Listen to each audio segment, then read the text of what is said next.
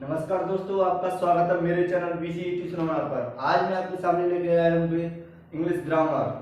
जो आज मैं आपको बताऊंगा सिंटैक्स के बारे में। क्या सिंटैक्स होता है, क्या इसके रूल्स होते हैं, इसमें कौन कौन से पार्ट आते हैं।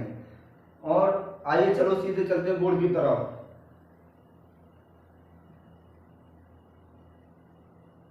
इसमें दे रखा है, पहले मैं आपको बताऊंगा what is the syntax. Syntax क्या होता है? The correct arrangement of word in a sentence, यानी कि जो हमारा सेंटेंस होता है उन्हें वर्ड करेक्ट करना, सही तरीके से अरेंजमेंट करना, उनका सही तरीके से प्रयोग करना, वो क्या कहलाता है? Is called syntax. क्या कहलाता है? सिंटैक्स कहलाता है। तो इस प्रकार से हम अपने सिंटैक्स के जितने भी पार्ट होते हैं उनके बारे में पढ़ेंगे। कौन कौन से पार्ट होते हैं पहले ये देखते हैं। इसमें दे रखा है नोट, यानी some important rule of this part, यानी इस पार्ट के कुछ इम्पोर्टेंट रूल हैं जिन जैसे आपने इनको पढ़ा होगा। कुछ जो है सो पार्ट उसमें आ जाते हैं, स्पीच में आ जाते हैं, कुछ जो पार्ट होते हैं इसके।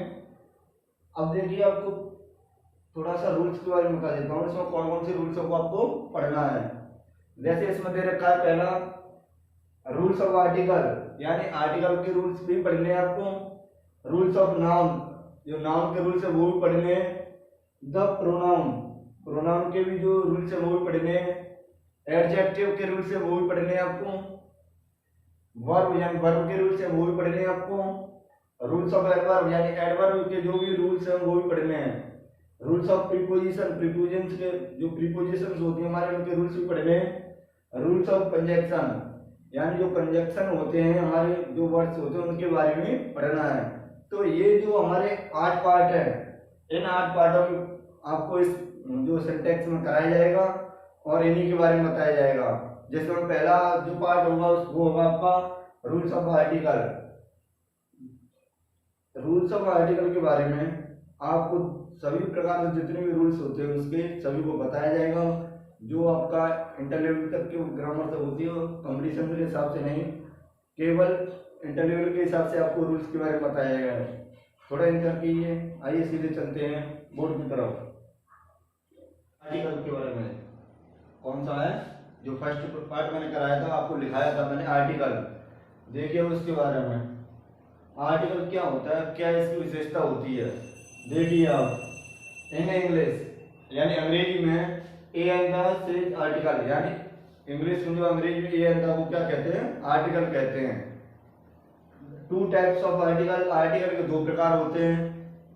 पहला है इंडेफिनिट आर्टिकल या अनिश्चित आर्टिकल, दूसरा डेफिनिट आर्टिकल यानी निश्चित आर्टिकल। इसमें पहला है इंडेफिनिट आर्टिकल। इन दोनों पार्ट के बारे में, जो पहला पार्ट है इसमें इंडेफिनिट आर्टिकल, उसके बारे में पढ़ते हैं। ये क्या होता है, इसकी क्या विशेषता होती है।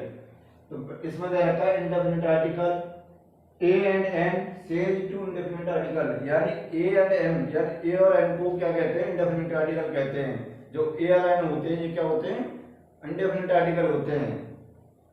Because they come before uncertain noun, क्योंकि ये कहाँ आते हैं? अनसर्टेन नाउन से पहले आते हैं। जो अनिश्चित नाउन होता है उससे पहले आते हैं।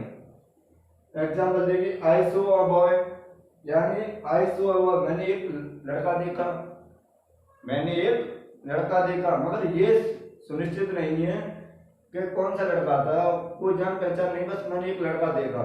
इसको कहा भी है एनी बॉय, यानी कोई एक लड़का जिसको कोई जानकारी ना हो, कोई परिचित वाला ना हो, अनसर्टेन हो, मतलब जिसके बारे में कोई जानकारी ना हो, सिर्फ देखा हो।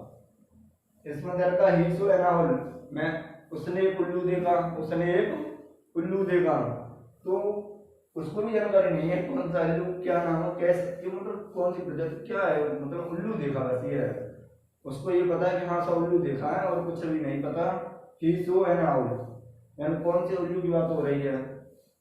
कोई कोई कहते हैं ये उल्लू इंसान जा रहा है, देख कितना उल्लू इंसान है, तो मतलब कौन से उल्लू की बात हो रही है ये कोई सर्टेन नहीं है। इसलिए क्या कहा जाता है इसमें? Because they comes before uncertain noun, इसलिए ये फॉर्म पर आते हैं, अनसर्टेन नाउन से पहले इनका प्रयोग होता है। तो इसलिए थोड़ा आप इसको ध्यान रखिए, एक बार केयरिंग से आप पढ़ लेंगे ना, केयरलेस नहीं होना है, केयर बहुत ध्यान से पढ़ना है इनको। क्योंकि एक बार जब इंसान केयर से पढ़ता है, फिर उनको प्रैक्टिस करता है तो सबको समझ में आ जाता है।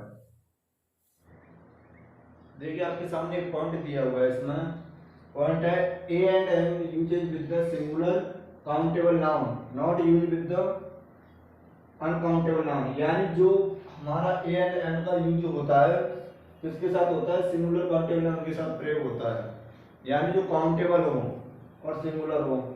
Not use with the uncountable noun, यानी अनकाउंटेबल नाउन जिसे हम गिन ना सकें उसके साथ ए एंड का प्रयोग नहीं होता है, जिसे हम गिन सकते हैं उसके साथ ए एंड का प्रयोग होता है।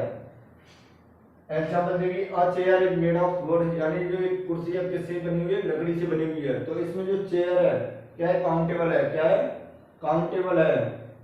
और जो इसमें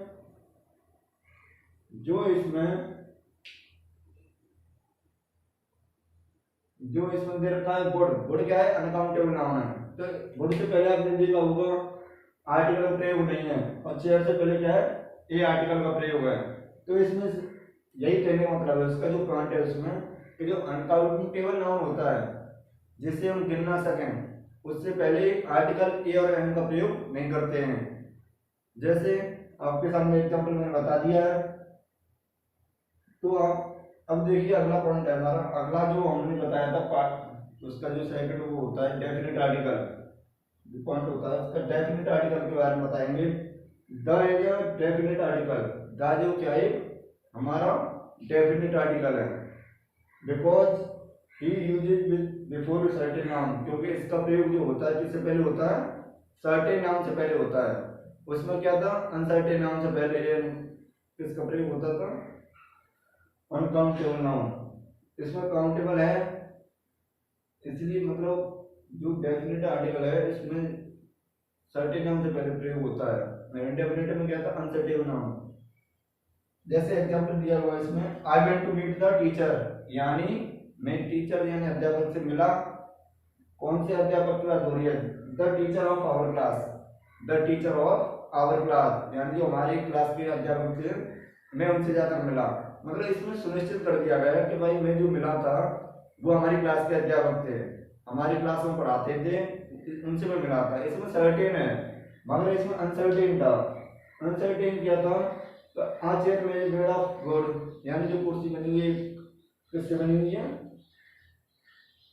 लकड़ी से बनी हुई है। हालांकि कुर्सी तो प्लास्टिक की भी होती है मगर उसमें दे दिया है कंफर्ट, यानी काउंटेबल उसमें कहने मतलब ये था जो ए एंड एन का यूज करता हमारे singular countable noun, singular countable noun से पहले करते थे ए और एन का प्रयोग, अनकाउंटेबल नाउन से पहले नहीं करते थे। तो उसमें यही बताया गया था, उसमें अनसर्टेन बातें होती हैं, इसमें सर्टेन बातें होती हैं। तो आज इतना ही रहेगा वीडियो में। तो अगर आपको मेरी वीडियो अच्छी लगती हो तो शेयर कीजिए और लाइक कीजिए, क्योंकि आपकी लाइक और शेयर थोड़ा सा टीचर्स को भी मोटिवेट करती है कि भाई बच्चों को भी अच्छा सा अच्छा कंटेंट देना चाहिए। और फिर आपको धीरे धीरे सारी वीडियो जो भी है प्रोवाइड करता रहूँगा।